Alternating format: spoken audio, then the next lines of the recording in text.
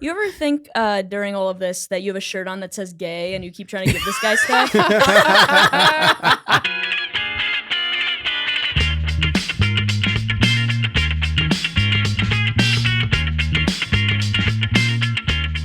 Sitting there in my own sauce, you know? Oh, yeah. just ruminating, just simmering. Sitting there in my own sauce. It's really vinegary, you know? Oh, dear. Vinegary? Oh, Yeah, my God. That's the worst when you smell like that. But I don't know if other people have this or if this is like a thing. You know when you smell and you know no one else can smell it? It's weirdly, like, it's disgusting, but it's weirdly satisfying. Oh, of course. Because it's like, I don't know. Yeah, it's no. some like personal, this is me. Yeah. Like, if I smelled somebody else's farts, I'd be like, oh, my God. But if I smell my own, I'm like, yep, that makes sense. I remember eating that. Yeah. And I'm like, that's me. Yeah. I feel that way about the way my dog smells. Because she, like, stinks. And her fucking feet smell like corn chips and shit. But, like, I kind of love the smell. I'm like, that's my dog. I love her. Does Dave feel that way about his old dying cat? Probably. His cat stinks. I love the smell of a dying animal. Yeah, I know. His cat stinks because she has like long fur, but she can't wash herself very well. So she just has like food crusted in her like mane all the time. She's like a dude who's got stuff in his beard. I know. Yeah, she's like a guy who ever been there? Sits at a computer and like in his basement and like eats chips all day. You know what I mean? Yeah. That's what Dave's cat is like. That's Dave's cat. Yeah. Dr. Funk. Yeah. Welcome to Worthless Clowns. Welcome to Worthless Clowns, podcast about how stupid we are. I'm Brittany Cardwell, Breton's Cardwell on Instagram. And I'm Allie O'Neill. You can follow me on Instagram at It's Allie O'Neill. And we have a special guest today. Yeah. Oh my God. He is doing a one-man show, which I went to go see, and it's fucking amazing. If you're in New York, you have to go see it. It's called I'm on Lithium. Everybody give it up for John F. O'Donnell. John F. O'Donnell. J Fod. J Fod. What's up? Hell yeah. Thank you for having me on your awesome pod, you guys. You guys are the best. You're the best. I'm so happy to be here. For real. We're for real too. Yeah, me You too. know? Sorry I introed you like we were at a show and we had an audience. Yeah. And Connor felt so awkward that he had to clap back there. Yeah. Thank you, Connor, for that. Yeah. Where can people follow you, by the way? Oh, before yeah. I forget? Yeah, for sure. On social media, it's at J Fod Loves You. JFOD Loves You. Yeah. And I got a sick ass newsletter, you guys. Oh, that's right. At jfodnews.com. You can sign up for that for free. Can you imagine I charge you? jfodnews.com. Yeah. You got the domain? I got jfodnews.com, you guys. Mostly conspiracy theory stuff. No, it's about my shows and also about my little memoir I'm writing. And all Oh, that shit. yeah. Do people mostly call you John or J Fod? It depends. You know, I've had the nickname J Fod for many years, but not everybody knows it Yeah. anymore. And I'm From meeting new childhood people. or like later? No, like Baron Vaughn came up with the nickname in the New York City comedy scene 1,000 years ago. I'm a real salty dog. I've been doing comedy for so long. But anyway, it's weird because there's a lot of people that know me by J Fod, but there's a lot that don't. But I can't be like, it's J Fod. Call me J Fod. I know. You know? Call also, me T-Bone. That's also a Seinfeld episode. Yeah. George is Yeah, trying to yeah. get a good nickname. Yeah. And he's trying to like establish one that's too cool for him. And also you can't make it. You can't suggest it. Dude, I've been trying to Has to make be Big suggested. Red work for so long. Oh, that would be dope. I'll call you Big Red. Hell yeah. So back in the day, I used to call myself the white red fox of comedy, which makes no sense at all.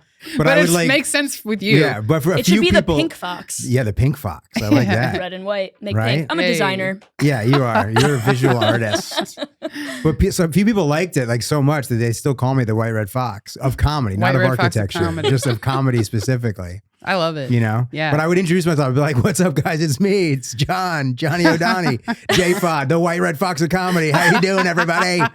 You can still do that. I guess I could bring it back. You have the same should bring it feel. back. You can bring it back. Yeah. Yeah. Dude, also having like multiple nicknames and introducing yourself with every single one of them at the top of your set is a great idea. I think that's so funny. It's a real power move. And then everybody's like, I have no idea what to call him. Yeah. You know, my nickname in grad school, professional, was B Money.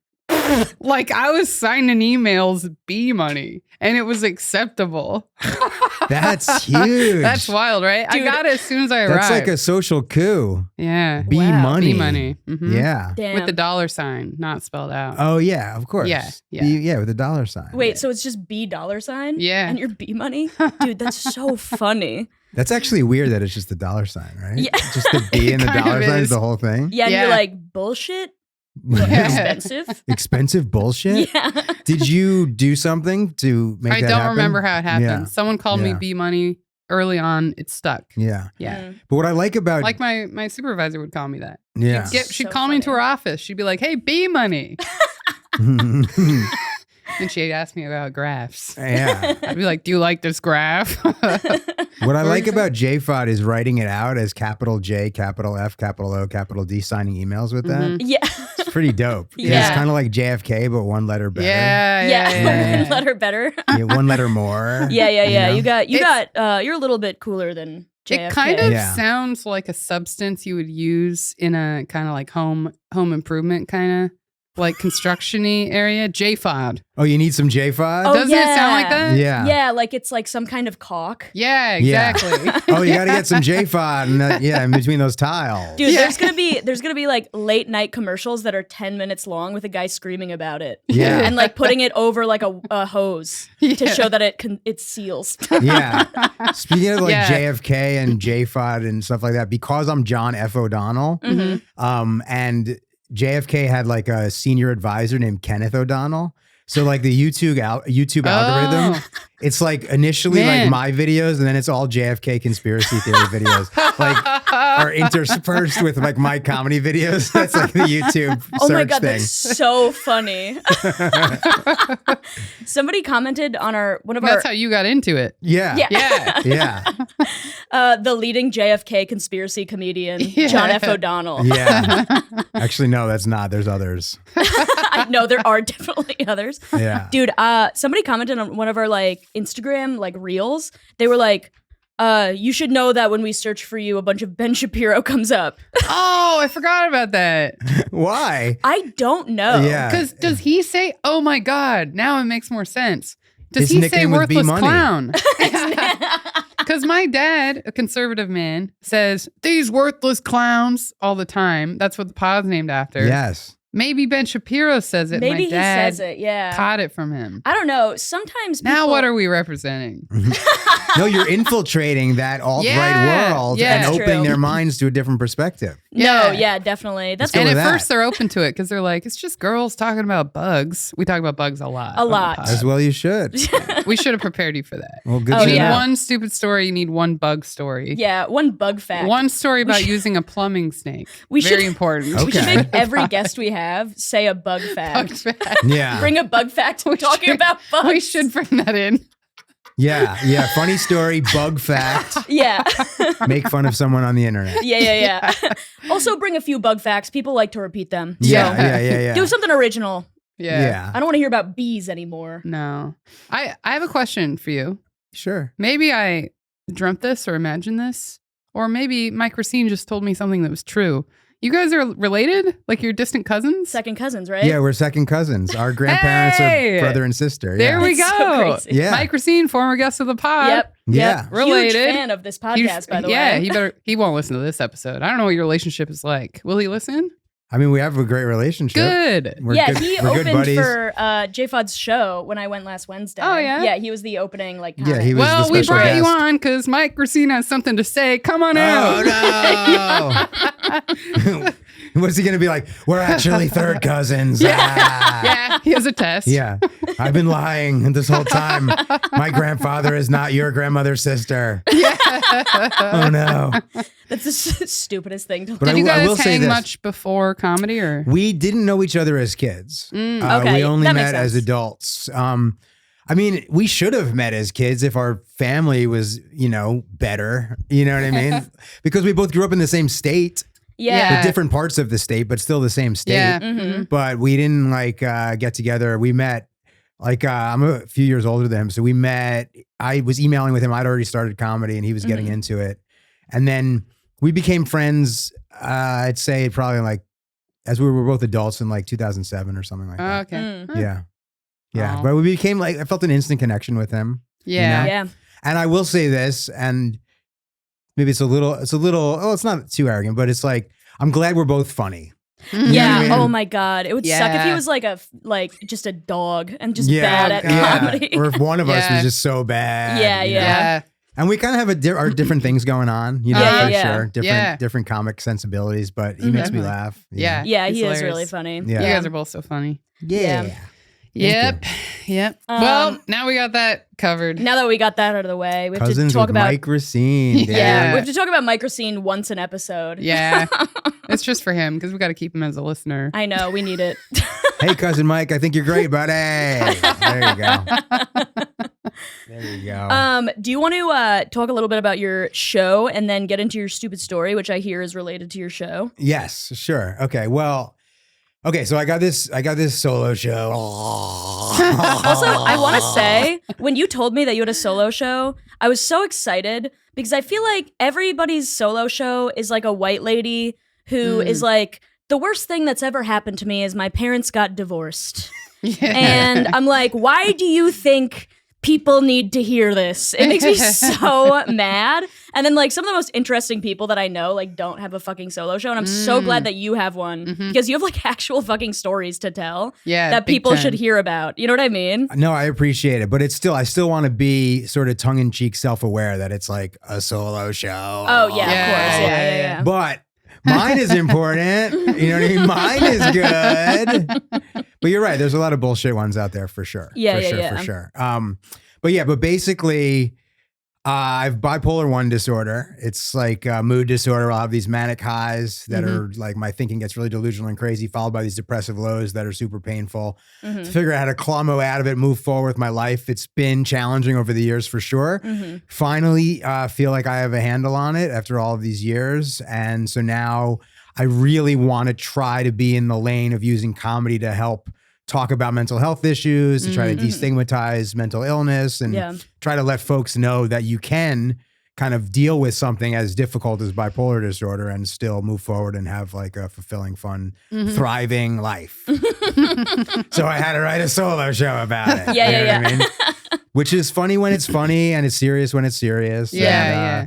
You know, and it's cool. It just feels like the right thing to do.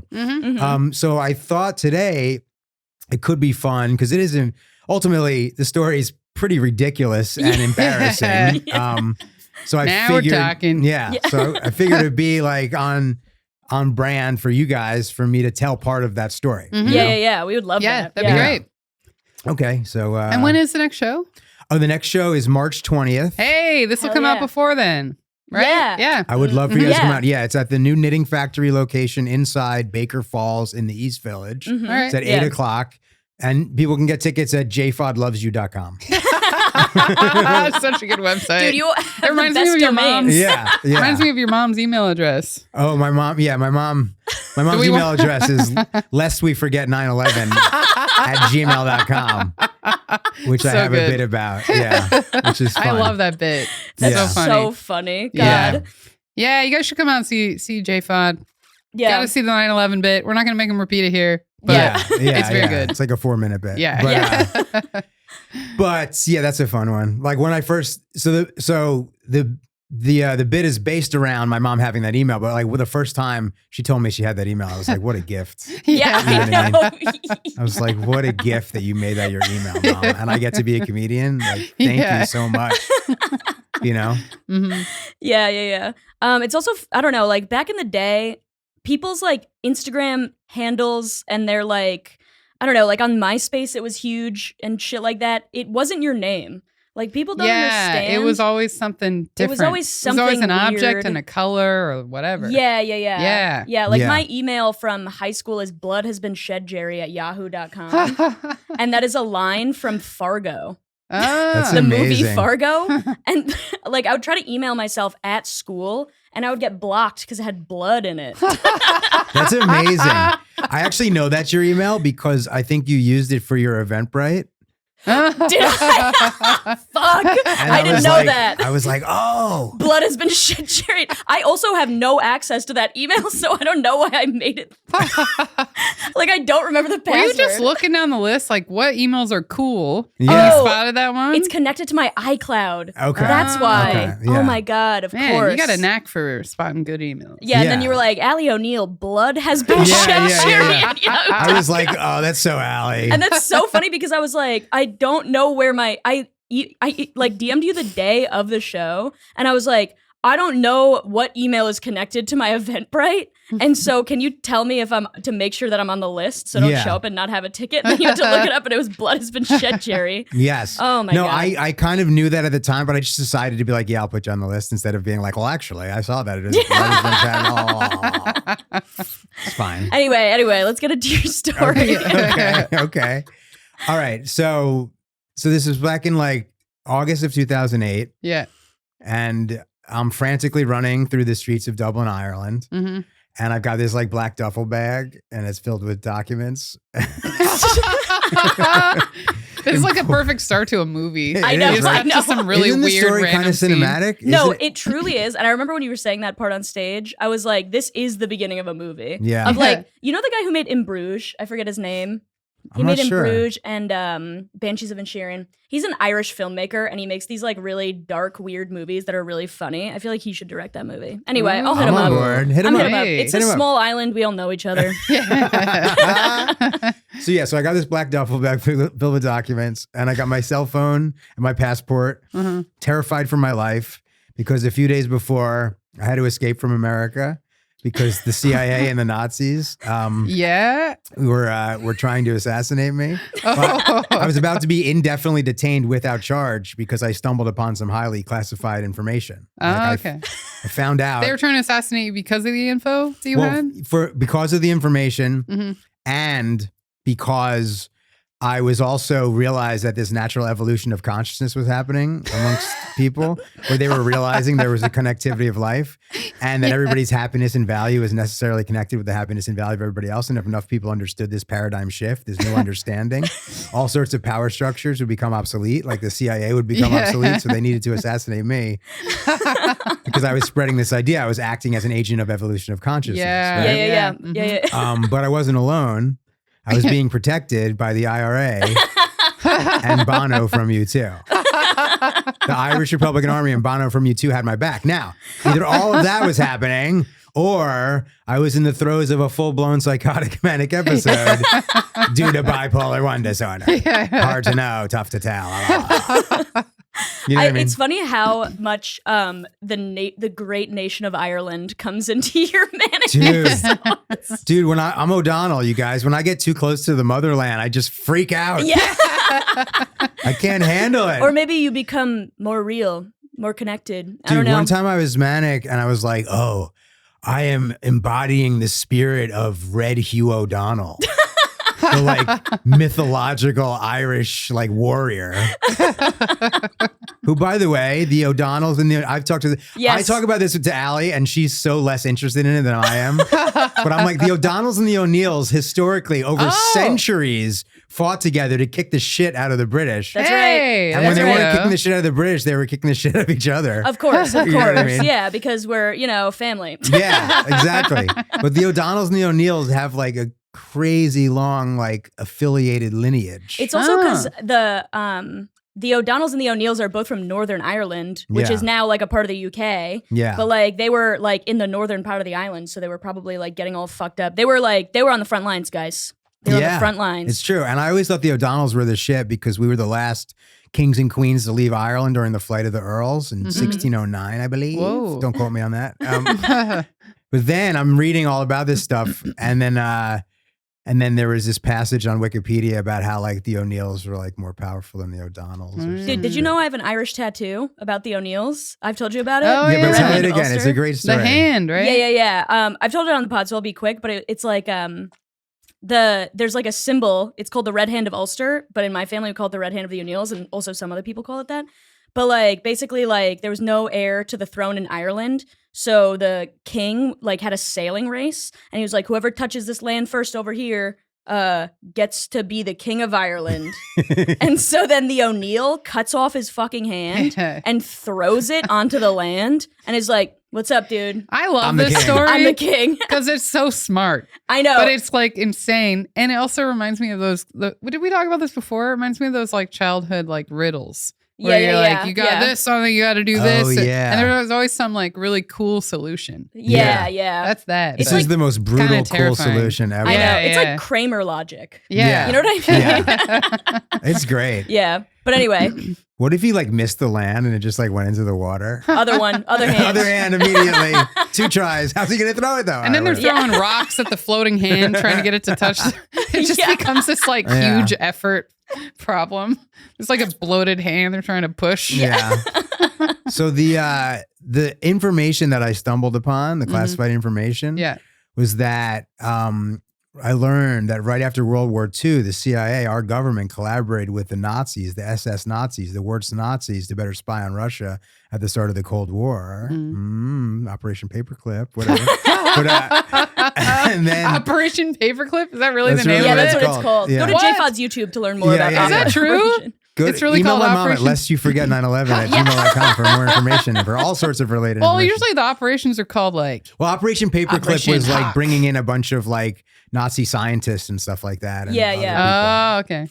To like help with NASA. So they made it all lab and like, you know what I mean? Because it's usually like Operation Bear or like something. Operation Bear. Not Bear. That's a bad example. Yeah. But you know what I mean? There's like the it's MK always like Ultra. some sick MK eagle Ultra. or I'm whatever. trying to think of other. Operation Mockingbird. Yeah. Oh my God. But all That's these the are... media infiltration by the CIA. Oh my God. It's huge, massive during the Cold War. And to think that it stopped today would be quite naive. Now our recommendations for other YouTubes for the pod are going to be his. They're going to be overlapping. Yeah. Yeah.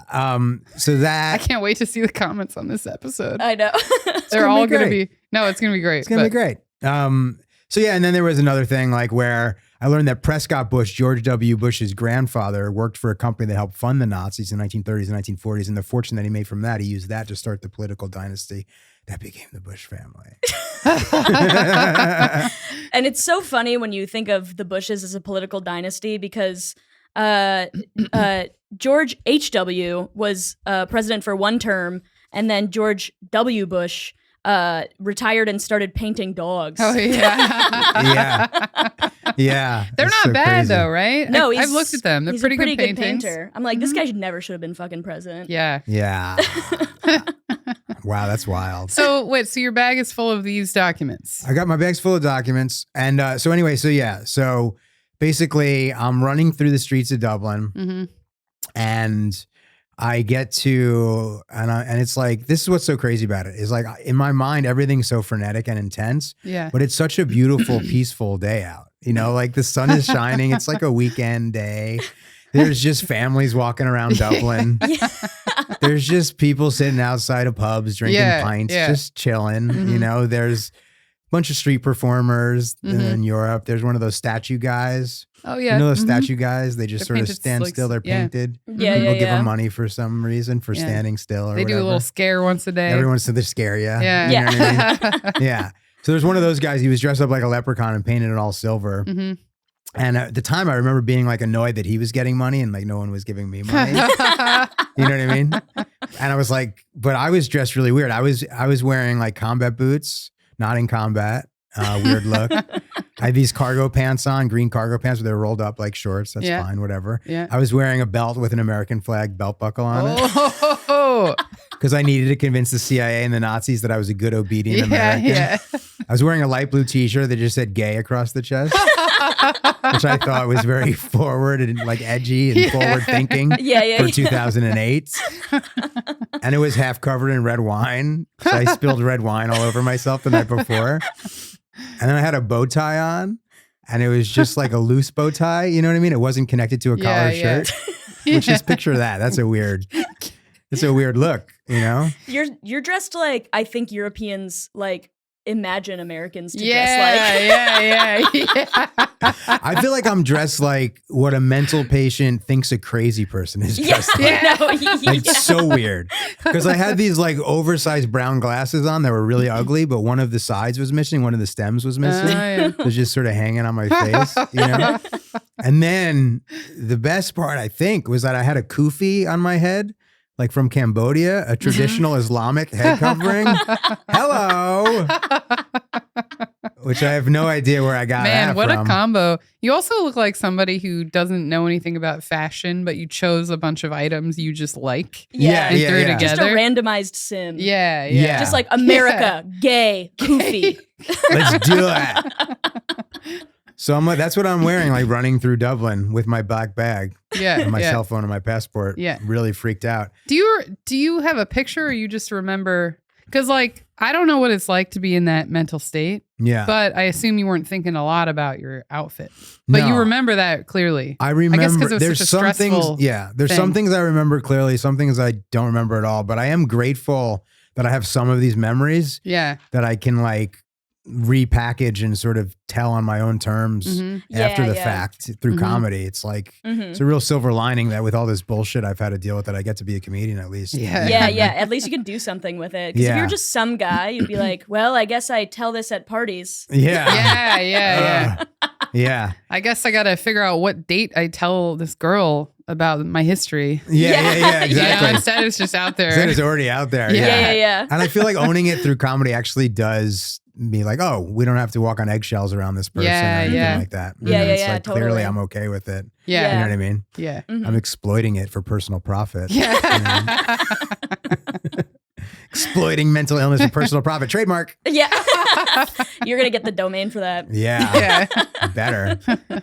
So I'm running through Dublin and I make it to Grafton Street, which is the city center. Run to the top of Grafton Street, that's St. Stephen's Green, and it's such a beautiful, peaceful day for everybody else. But I hear these sirens in the distance. I'm like, oh, they're coming to get me. Yeah. And I look at my phone and I'm like, oh, this thing is definitely tapped. Like the CIA and the Nazis are listening. Holy shit. Yeah. Because I remembered a couple of years before, the Bush administration forced or like collaborated with AT&T and Verizon Wireless to illegally wiretap a whole lot of American cell phones. Yeah. Oh, I forgot about that. Yeah. So I was like, oh, this one's definitely tapped. Yeah. So I'm trying to figure out what to do with it. And then I hear this. I hear, help, please help. I'm hungry. I'm selling roses for €2.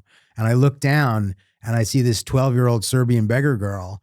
And she's selling plastic roses for €2. And she's got the shawl around her head. She's a little bit disheveled, a little bit dirty. She's got these piercing green eyes. And she's got this coffee cup with a little bit of change in it. She's got these roses. And I just like look at my phone, look at her coffee cup, drop the phone in the coffee cup and just run away. Which, like, if you think about it, is pretty insensitive. Yeah. Because now she's wiretapped. Because now she's wiretapped. Like, if I really thought that thing was tapped by the CIA and the Nazis and I put that on her, a little girl, kind of fucked up. Yeah. You know what I mean? And that phone number, that phone had like over 500 phone numbers in it. I had it for a really long time. Yeah. And it had Patton Oswalt's phone number in it. Pretty famous comedian. And I like the idea of her just scrolling through all the numbers and calling him, you know? Yeah. And then him being like, oh, hey, John F. O'Donnell, comedian I met at a comedy festival in Portland, Oregon 3 years ago and don't remember. I've been waiting for you to call me on this number ever since I gave it to you because you told me you can get me weed after the show. But you never called me or texted me because you couldn't get any weed after the show and you were embarrassed about that. You were at a comedy festival in Portland, Oregon, dude. How could you not score weed at a comedy festival in Portland, Oregon, dude? And then the 12-year-old Serbian beggar girl would be like, you want to buy one of these roses for €2? You know? Yeah. So I keep running. Yeah. I get to Marion Square. It's a very fancy part of Dublin, a very like really expensive row houses and historical sites. Fancy hotel there, the Marion Hotel. We'll get to that in a minute. And I see this old Irish guy and he's walking towards me. And he's got a black bag. I have a black bag. Yeah. You know what I mean? He's a friend. Yeah. He's an ally. Yeah. You know what I mean? What's his outfit like? Well, He was like as traditional looking Irish as it gets. He had like the patty cap on. Yeah. He's wearing like a tweed suit. Oh, whoa. He had these like fluffy eyebrows that look like two clouds attached to his forehead. Yeah, you know what I mean? He was like a political illustration saying that like Irish immigrants are bad. Yeah. He was like a cartoon of an Irish guy. He was a cartoon of an Irish guy, totally. And he had a black bag. I have a black bag. Whoa. Brittany. Wild. I've seen enough spy movies to know what's supposed to happen next. The old bag switcheroo. Yeah. The old bag switcheroo. He's going to get my sensitive documents. I'm going to get something cool from him, maybe a disguise or something. Yeah. In the show, I tried to say, I always be like, maybe I'd get a cool fat suit. You know what I mean? But no one ever laughs at it, really. Yeah. Because I'm trying to picture myself in like a bit, whatever, it's fine. But anyway, so I dropped that. But you know, I figure we're going to do the old bag switcheroo, right? Yeah. So I slow down, walking towards him. I get about a foot away. I put my bag down. Yeah. And then he just keeps walking. He just keeps freaking walking, man. You're like, dude, the plan. Yeah. It kind of pissed me off. Yeah. Think about it from my perspective. I'm John F. O'Donnell, dude. Yeah. I'm the John F. O'Donnell. I just escaped from America. Hello. I'm trying to outrun the CIA and the Nazis. I'm trying to spread the idea of evolution of consciousness. And you're not even going to do the bag switcheroo thing with me, dude? Are you kidding me? You're going to make eye contact with me? Make eye contact. You're probably Bono's uncle, for God's sakes. Why have you forsaken me, Bono's uncle? Why have you forsaken me, Bono's uncle? But right before I'm about to potentially bug out of this guy. You didn't yell? Oh, you were, okay. Well, I didn't yell because I looked across the street and there was this younger Irish guy standing outside the Marion Hotel, one of Ireland's most expensive hotels. Yeah. He was dressed in a really nice suit, younger guy, clean shaven, rolled up newspaper that I see him gesturing towards me to come across the street to go into the hotel. So I was like, oh, this bag switcheroo thing was just a test. Okay. We're not going to do that. It was a test. That I guess I failed, but because I went for it. But it was really, it's pretty hacky, the bag switcheroo. You know, I'm supposed to go into the hotel. Yeah, right? of course, yeah. Yeah, so he goes in the hotel. I cross the street. I go into the hotel, and I see this woman at the front desk. I give her a head nod. She gives me a head nod back. Yeah. Walk into the lobby. He's sitting there in the lobby reading his newspaper now. And there's 4 like really old people also at the table. They're speaking a language I don't understand. Yeah. But I interpret that it's German for sure. And I'm like, oh, these are clearly descendants of the Nazis who escaped down to Argentina after World War II. And they're dressed so beautifully and so expensively because they stole all of this gold. They stole all of this Jewish gold. And they've used that to become so rich. And now they've come to Ireland to try to find me to either repent to me or try to assassinate me. Oh my God. I can't be sure which one it is, but I know for a fact I can't let them know that I'm the John F. O'Donnell they're looking for. But at the same time, I need to let this Irish guy know that I'm the John F. O'Donnell he's looking for. So I'm kind of in a tricky situation here. Yeah. You know? The Irish guy with the newspaper. Yeah. You mean. Yeah. So I sit down at the table, and what do? I pull out one of my documents from my black duffel bag. And what is that document? It is the book, The Confederacy of Dunces by John Kennedy Toole. Hey, I've been reading that book for 3 years. Yeah. Sensitive material. Yeah. It's in it. Yeah. I'm in the middle of so many books, dude. It's so hard to finish. I keep starting and just. It's so hard to read a whole book with our brains in this crazy digital age. Yeah. With the screens. I'm just adjusting my pants. Sorry. Oh yeah, adjust those pants. Yeah, no problem. We talked about the seam problems. Before. Oh yeah, the seam problem. Sometimes you got to adjust your pants. Got a bad seam problem with these pants. Anyway, okay, so you pull out a document. Yeah, I pull out documents. Confederate of Dunces. That's the document. That's a big document. And you're like, this Irish guy will know exactly what I mean by this. Exactly. My other documents, by the way, included A People's History of the United States. Oh, yeah. By Howard Zinn. All right. Yeah. History from the Perspective of the Oppressed. Very interesting. Yeah. This book, The Gay Science by Friedrich Nietzsche, which is a really interesting book. And also Steve Martin's autobiography. No Bono material. No Bono material. You never know you're going to need Steve Martin's autobiography. So here's what I did. I took the book, The Confederacy of Dunces, I put it down on the table and then I just slid it over in the direction of the Irish guy reading the newspaper. I just slid it over. You ever think during all of this that you have a shirt on that says gay and you keep trying to give this guy stuff? I did not think of that at the time. He gestured at you with the newspaper. You skipped across the street at him. Yeah. And he thinks you're like cruising. Yeah. Confederacy of Dunces. Yeah. Like that's like code for something. Yeah. Like he's going to open it up and it's going to be cut out and there's just a condom in there. Yeah. I don't know what he was thinking. Or there's a note that's like, do you like me? Yes or no? Yeah. Do you like me? Yes, no, maybe. JFod.com. JFodnews.com.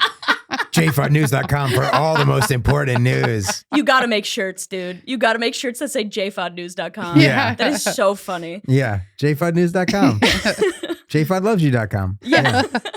Why not? But lithiumshow.com. I have so many loose websites, like not under one umbrella. It's crazy. You need a link tree, baby. I got a link tree. Oh, okay. Then you're good. I got a link tree. Yeah. Pretty sweet. I got the link tree. But so anyway, I slide the book over to him and then he does nothing. Yeah. Right? Yeah. And this was my thinking. Doesn't give you a look. I don't know. He didn't see it maybe or he's ignoring it. This guy loves his news. He's really into his newspaper. Yeah. You know what I mean? He is not reading jfodnews.com. But so this was my thinking. Mm-hmm. This was my thinking at the time. I was like, okay, my father's old law firm was O'Donnell Kennedy. The author of this book is John Kennedy Toole. Mm-hmm. Yeah. This guy will put the pieces together. He did not put the pieces together. Unbelievable. So I'm sitting there now for a while. I'm starting to get really anxious. Yeah. Feeling very exposed. Mm-hmm. So I'm like, oh, I have to go deeper into this hotel. Yeah. So I go up to the second floor. I go all the way down the hall. There's a couch there. There's a sofa. And I sit down on the sofa and I'm like, okay, I'm starting to get really freaked out. So I take my kufi off. Yeah. I put it underneath the cushion. I take my passport, put it underneath there. No. Yes. Yes. I take my belt off, put that underneath there. I take the shoelaces out of my shoes for some reason. And then I lay down on the couch and I'm completely convinced that I'm going to get like black bagged, like V for Vendetta style. Yeah. Oh, yeah. Where they would take a black bag and shove it over the heads of the dissidents and then drag them away. And it's real scary. Yeah. So I'm totally convinced that's going to happen to me. But I know that I can't break. I can't reveal that I'm the real John F. O'Donnell. So I'm like, oh, I'm going to have to pretend to be a 16-year-old boy from Colombia. That's definitely the move. So I start practicing my Spanish out loud. I'm like, hola, me llamo Juan Francisco. And then you're like, no, John not F. you, O'Donnell. not you. People are walking by. Yeah. Keep to yourself. Keep to yourself. I was like, hola, me llamo Juan Francisco. Yo soy de Colombia. Yo no John F. O'Donnell. Me llamo Juan Francisco. Yo soy de Colombia. So I'm like practicing that. I'm doing that for like 15, 20 minutes. Yeah. And then nothing happens. So I get up and I walk down the hall and I bump into this Brazilian maid. Yeah. She's from Brazil, so she speaks Portuguese. I don't speak Portuguese, but I speak some Spanish, as you all clearly just heard. Yeah. So I said something ridiculous to her in Spanish, like paz y luz es la vía al cielo, which means peace and light is the way to heaven. All right. But she somehow interpreted that as me saying, I locked myself out of my hotel room. So she opened the door to one of the rooms, guys. For real. Yeah. Room 208. I will never forget that number. Yeah. Of course, because it means something. Yeah. So now I'm in one of the hotel rooms, you guys. And this complete validation. Yeah. That the IRA and Bono set this up for me to get me off the grid for a while. Let this whole CIA Nazi thing blow over. Plus, there were pajamas laid out at the foot of the bed. Whoa! How much more proof do I need? Oh, they were, I don't know, but I put them on immediately. They were a little bit tight. But how could Bono possibly know my size? Yeah. Also, He's he a probably busy didn't want to. man. He doesn't want to offend by going too big. Yes, I know. yes. They were snug. They were definitely snug. But I put on the pajamas, and then I took a nap in the bed for 4 hours. And then I woke up, and I was like, oh, I better call my mom, right? This is all part of the plan. Yeah. 4-hour nap. Talk to mom. Yeah. But I couldn't use my cell phone. Oh, yeah. Because I gave it to that the Serbian girl. 12-year-old Serbian beggar girl who's probably dealing with some bullshit right now. Yeah. The CIA and the Nazis. Patton Oswalt might be dealing with something weird back at home. Yeah. He's roped into this. He's too. roped in now too, somehow. You know what I mean? So I call her on the landline, the hotel landline. And she answers. She's like, John, what is going on with you? Yeah. Are you okay? Are you taking your medication? And then I was like, Mom, Big Pharma doesn't care if we live or if we die. They're just trying to stifle our evolution of consciousness by making us take pills. They don't care about us. And then she was like, oh, no.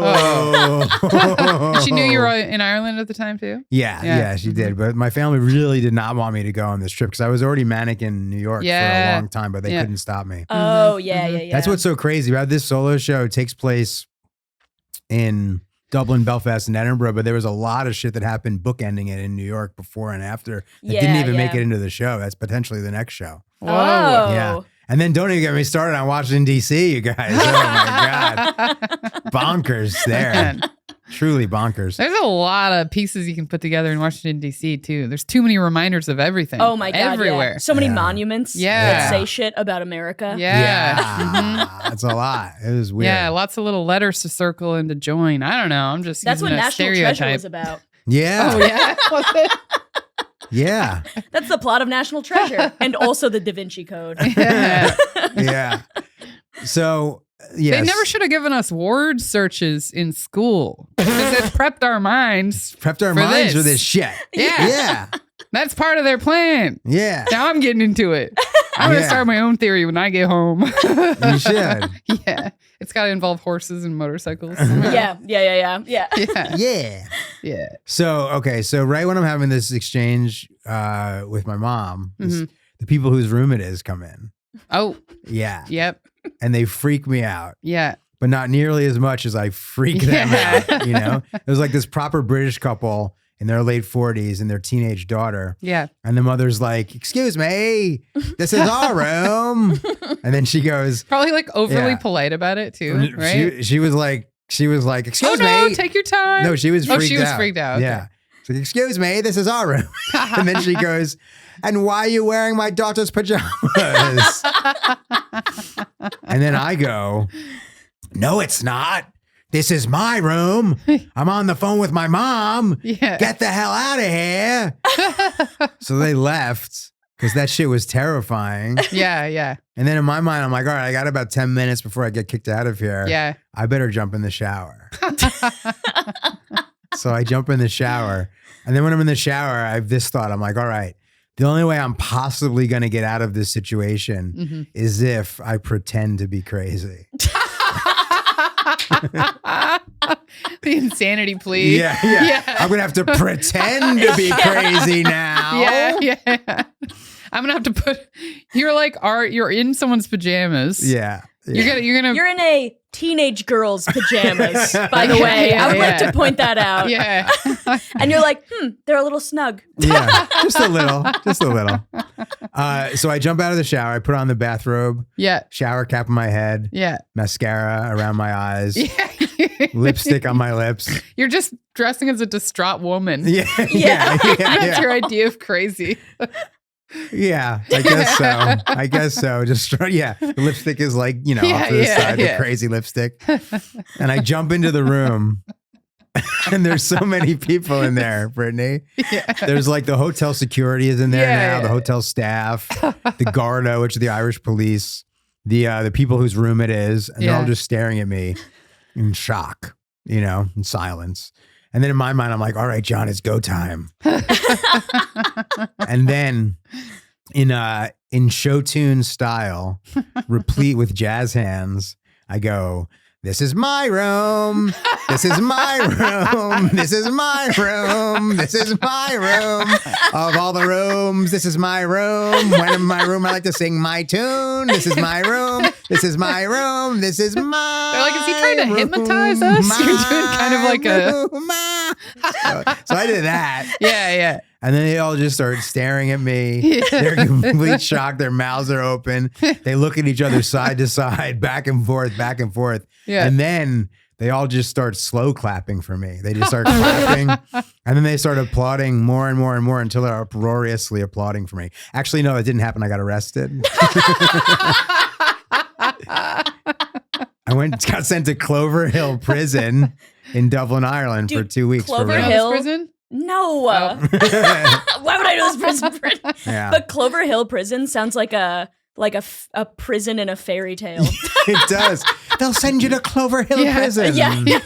It does. Which is like where they make all of the prisoners make the pots that the pots of gold are a part of. Clover Hill. Yeah. The pots from Pots of Gold are made through slave labor Yeah. of prisoners, Irish prisoners. Irish prisoners have to make the pots of gold for the end of the rainbow. Yeah. But basically, and then I got arrested. But that is, if you want to hear that part of the story, you can come to the solo show. Yeah. Absolutely. Yeah. Oh my God. Man. Dude, that is so bonkers from top to bottom. And also that's like, I don't know, like a third of it. It's just one part of it.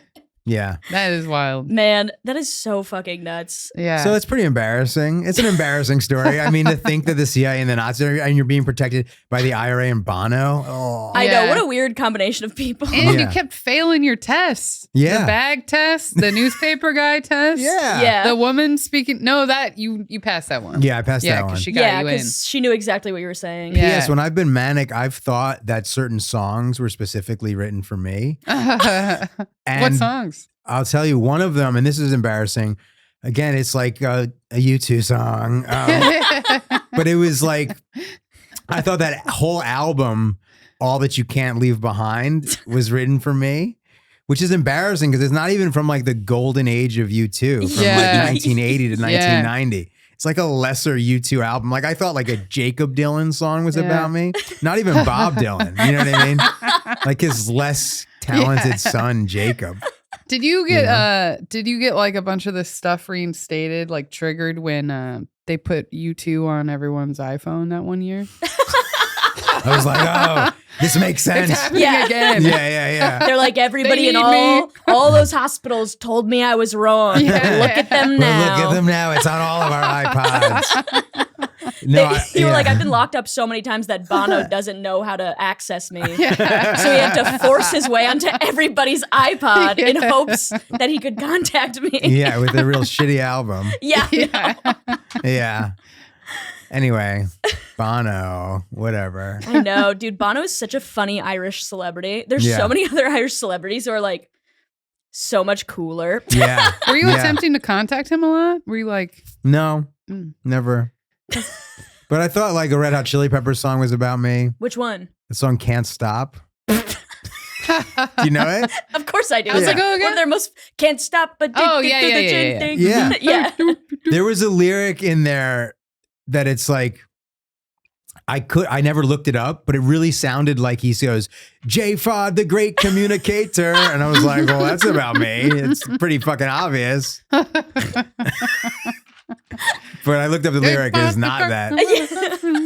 Yeah, it's not that. But that video is a trip. You ever see that video where it's like, I have, it starts with them going down through that yellow, you like travel through this yellow tube and then it's his like face or whatever. And then they're like running. I don't know. It's really weird. It looks like they're like, this is what I thought. I thought it was like, okay, all of these cool musicians or whatever like realize that I'm the Messiah.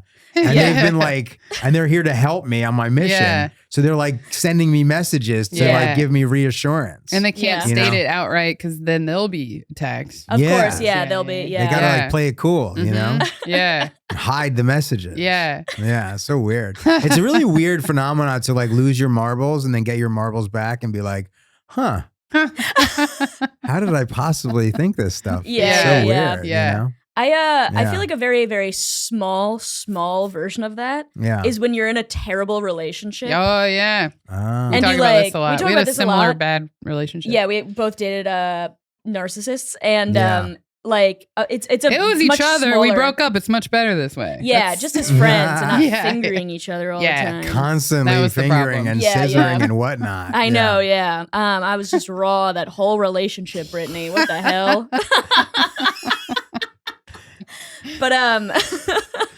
But yeah, no, what you're saying about the. But it's kind of like, you like, I like look back on stuff, and at the time I was like, he's having a hard day. And then I'm like, oh my God, he threw a chair at me. Yeah. You know what I mean? Coming up with like lots of you do like a lot of mental gymnastics for stuff. Gaslight yourself. You know? Yeah, totally. Yeah. And then later you're out of it and you're like, none of that makes any sense. Yeah. And my friends all knew that. But of course, I was like, no, this all makes sense. Yeah, totally. Yeah. Man. Yeah, and it's so weird to like step away from it and then be like, what? It is. I can do that? It's a very weird phenomenon to have lost your marbles and then got them back. But yeah, I was grateful to have them, and I'm grateful that I've processed a lot of this stuff. I don't really feel like ashamed of myself or whatever. I don't feel too damaged by it. Yeah. And now I get to try to help other people. Yeah. So that's cool. Yeah. Man. Yeah. That's fucking sick. Yeah. Hell yeah. God, I love that. I love that fucking story. And I love how interested you are in Ireland. I think like every time we see each other out, we're like, I remember when Sinead O'Connor died. I think I saw you the day of, and I was like, come here, bud. Bring it in, buddy. Yeah, bring it in, buddy. It's a hard day for us. That was crazy. She's such a hero, man. She's I know, so badass. Truly. Yeah. And I really cried a lot that day. I like really fucking bawled my eyes out that day. Yeah. It was tough. It was tough when Sinead O'Connor died. Yeah. Yeah, well, that was this is rough, hilarious. man. Did it come out that so initially it was thought that she took her own life, right? But then it came out that she didn't. Oh, really? I didn't see that. Yeah, I didn't. I saw something about it. I didn't read the whole thing, but I think it was released that wasn't the case. Interesting. It was like a health thing. It was that, or maybe it was like a substance or something like that. Oh, gotcha. But that was something I read, so now I'm not sure. So go to jfodnews.com for your most reliable news source on the internet for half thought out maybes, if you're into that, for news. Oh my God. Every one of your I'm making this up. Yeah. Every one of your like news things ends in like just a thought. Yeah. It's not complete. Take it or leave it. Yeah. Should we get to our little post? Let's get into our posty. We'll do this for a little bit and then we gotta go. But this is our Warina post from an internet user. That's what we call them here. Yep, we call them internet users because Brittany is a robot. Because I guess I said it once and I just internet user. Yeah, literally. We're not like this is a post from Reddit. She's like, an internet user put this on the World Wide Web. Maybe it's partly because at my job, like the way they talk about social media is like social media users. Oh, that makes sense. You know, yeah. I mean, I agree. It's too technical and robotic. Well, also feel free to chime in whenever you want in the middle of this post. Mm-hmm. Cool. All right. So am I the asshole? I made a minor mess like a cat would so my fiance would know what he's getting into before we get one. What? There's so much in that title already. I know. Like I made a minor mess like a cat would. like a cat would. To let my fiance know what he's getting into? Before we get one. Before we get one. Oh, yeah. Not just. This lady's pretending to be a cat, apparently, so that her fiance understands what it's like when they get a cat. But that's not a human pretending to be a cat. That's really funny and weird. Yeah. I missed part of it too. I didn't realize that she was pretending to make a mess like a cat in preparation of getting a cat. I thought she was just being like, I'm going to be making weird cat type messes. So I want him to know what he's getting into. Actually, that's how I first read it too. When I was on the way here, I was like, we were deciding what to do. I thought it was like, she's going to make messes so that he's prepared for if she becomes marriage. Messier. Yes, that's what I thought in the too. relationship. But cat-like messes. But no, she's pretending to be a cat making a mess. Okay. All right, so here's the post. I'm 24 female, so my fiance, 27 male, really wants a cat, and I understand they're nice pets. But I grew up with a cat, and he didn't. So I don't really think he understands how hard it can be to take care of one. He said it'll be so easy because they just use the bathroom and the litter box. They don't need much attention. But I know it's not that simple. You have pets? I don't, but I have had a cat in the past. Yeah. All right. And they make minor messes? Yeah. Maybe it was my ex the whole time. You know what I mean? I don't know. Minor messes verified. Did you have a cat? Yeah, I grew up with a lot of cats. Yeah, I had cats. Yeah. For background, he knows he would have to take care of it most of the time because he's unemployed and looking for work. Meanwhile, I'm constantly busy. I'm trying to get through nursing school. I'm just afraid I'm going to have to look after the cat a lot more than he will. That's how it was with the fish we used to have. My fiance forgot to feed it multiple times. Friday night before he went over, this is their big fight is about a fish that wasn't fed. Yeah. Friday night before he went over to play poker with some friends, I found this to be the perfect opportunity to have some of my friends over, as my fiance doesn't like my friends. Well, this marriage is going to work out. This is gonna be bad. Yeah. That's what I'm getting from this. Yeah. Him and I had a little argument about the cat again right before he left. He insisted it would be easy and he would clean up after it and everything, whatever. He tries to say cleaning up things like vomit, it really isn't that bad when I know how gross it can be. It's true. Okay, she's really repeating this. I know. It also but we're getting seems to like the. It also seems like they fight about this a lot. Yeah. Like right before he went to go hang out with his friends. Yeah. They were fighting about this cat stuff. Yeah. Yeah. He's like, by the way, I don't like your friends either. And vomit's easy. Yeah, I know. So, this guy sounds awesome. Unemployed. Nice. Yeah. Playing poker. She's going through nursing school. Yeah. So here's where I might be the asshole. My friends and I were drinking, watching movies, and I'll admit we drank a little too much. I was complaining a bit about my fiance, and the argument was on my mind. Eventually, I started to feel really sick, and I jokingly suggested that I throw up on the floor and make my fiance clean it so that he actually sees how gross it is. My drunk friends actually encouraged me to do it. So I didn't go to the bathroom, and I vomited on the hardwood floor. Nobody cleaned it up, anticipating he would clean it and understand the struggles of having a pet. First of all, I love that she, like, I'm picturing her being like, should I do it? And all her girls are like, yeah, do it. She pukes on the floor and they go back to watching a movie like 6 feet away from the puke. And they look over at it and smile at each other every so often. Yeah, and they're like, looking that'll show him. Yeah. See how easy it is to clean that up. Yeah. Got a lot of chunks in there. Now he'll get it. It sounds ridiculous, but it was drunk logic. The next morning when my fiance came home, he was furious and screamed at me for doing such a nasty thing. I felt a little bad, but at the end of the day, that's the sort of thing that happens when you have a pet. You come home to vomit on the floor. And again, he comes from a place of not really understanding that.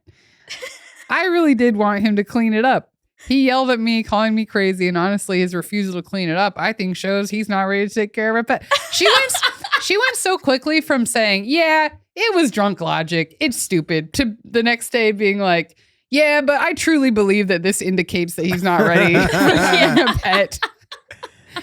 As of now, what? No, I just like, there's a difference between human vomit and a cat's vomit. And a cat's vomit. A cat's vomit is much more contained, usually. Yeah, that's what I was thinking. It's usually like a tiny bit. Usually barely even stains the carpet. It's like dry. Yeah. A lot.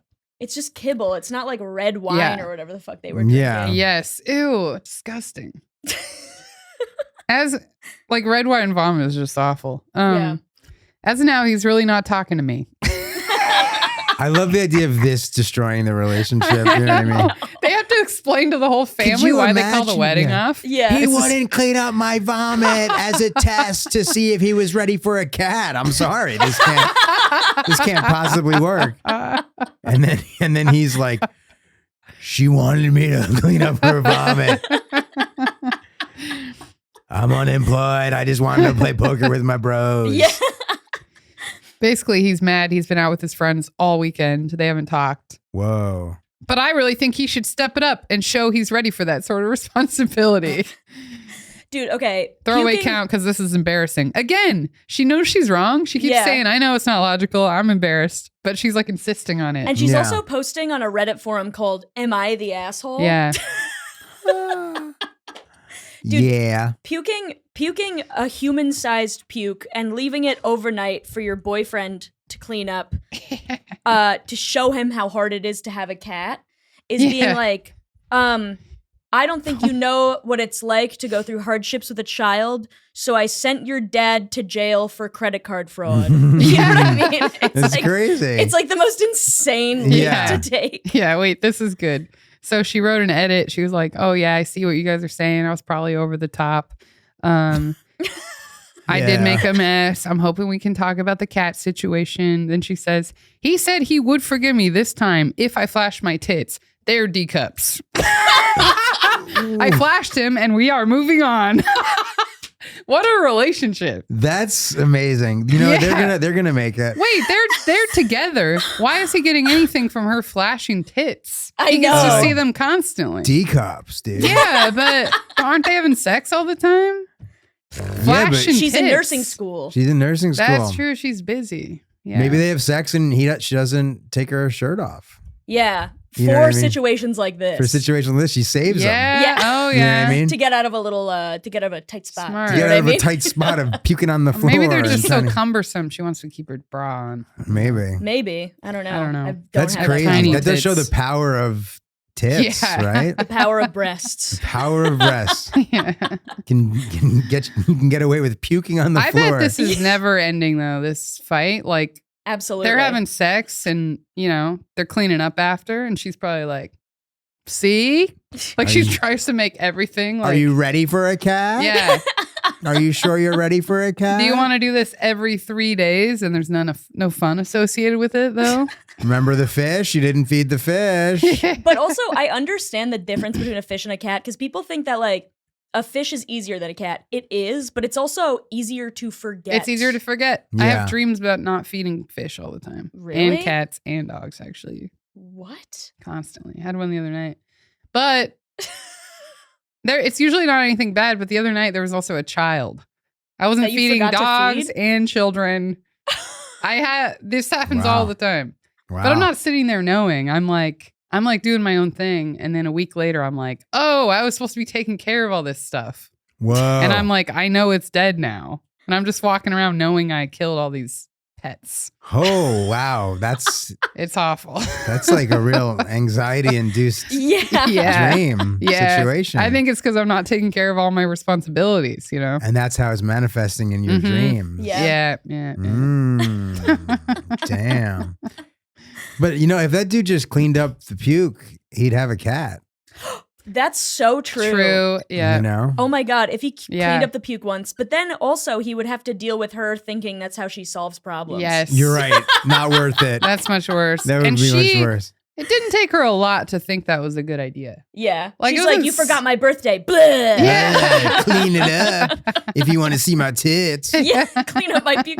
Dude, there's definitely people who would pay to clean up puke to see D cups. Yeah.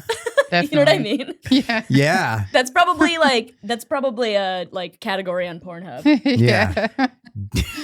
D-cup puke sesh .biz. Man. I don't know.